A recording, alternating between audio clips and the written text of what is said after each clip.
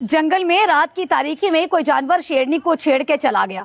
शेर को जब इस बात का इल्म हुआ तो उसने कहा कि इतनी जुर्रत का मुजाहिरा किसने किया है कि वो शेरनी को छेड़ के चला जाए।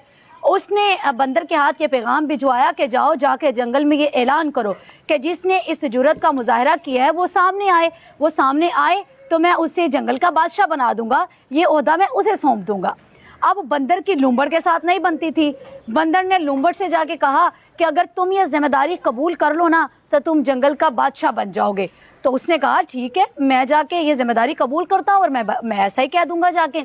अब लूंबड़ जब शेर के सामने आया तो उसने कहा कि बादशाह सलामत, ये काम मैंने किया है, शेरनी को छेड़ने की जुर्रत मैंने की है।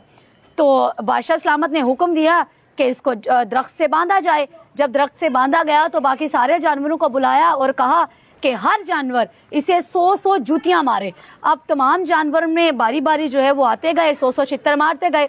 जब बंदर की बारी आई तो बंदर की तरफ जब उसने देखा तो बड़े गुस्से से जो है वो लूंबड़ ने देखते हुए अपना चेहरा दूसरी तरफ कर लिया।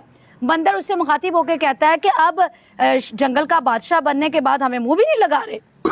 तो बात करने का मकसद ये है कि चूंकि जिनके पास अब ये ओहदा आ चुका है और वो जो 200 यूनिट और 300 यूनिट फ्री करने वालों का एक ऐलान था और अब जो है वो आते साथ ही बिजली के यूनिट्स में मज़ीद इजाफा करना, ये वही है कि आप अब जब बादशाह सलामत बन गए हैं अब आप आवाम को मुंह भी नहीं लगा रहे। लिहाजा आवाम की हालत ज़ाहिर पे कुछ रहम करें। और दूसरी बात, बादशाह कौन है, लूंबड़ कौन है, बंदर कौन है, वो आप खुद समझदार हैं। आप समझदार के लिए इशारा ही काफी